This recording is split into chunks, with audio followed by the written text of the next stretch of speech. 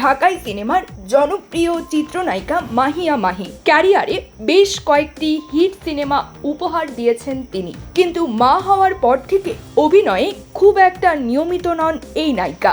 নতুন খবর হলো, দেশ ছেড়ে যুক্তরাষ্ট্রে পাড়ি দিয়েছেন চিত্রনায়িকা মাহিয়া মাহি।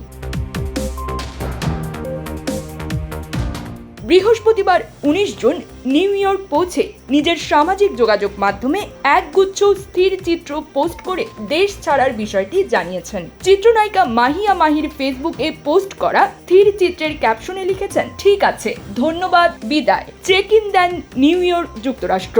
এদিকে দেশ ছাড়া প্রসঙ্গে গণমাধ্যমকে মাহিয়া মাহি বলেন, ভিসা পাওয়ার পর আর আসা হয়নি যুক্তরাষ্ট্রে, তাই এবার একটু সময় বের করে এলাম। বাচ্চা তো দেশে আছে, ঘুরে ফিরে যাব।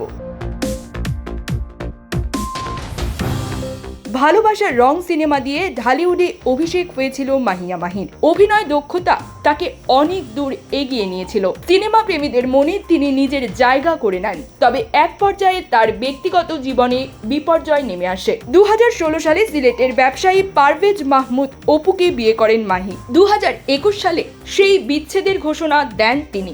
এরপর 2021 সালের 13 সেপ্টেম্বর রাকিব সরকার নামের এক স্থানীয় নেতাকে বিয়ে করেন মাহি। তাদের সংসারে এক সন্তানের জন্ম হয়। বিয়ের 2.5 বছরের মাথায় সেই সংসারও ভেঙে যায়।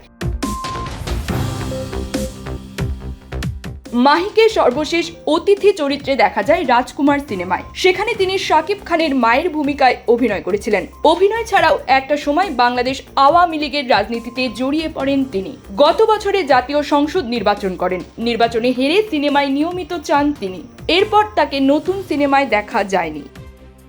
নিউজ ডেস্ক, প্রবাসন নিউজ।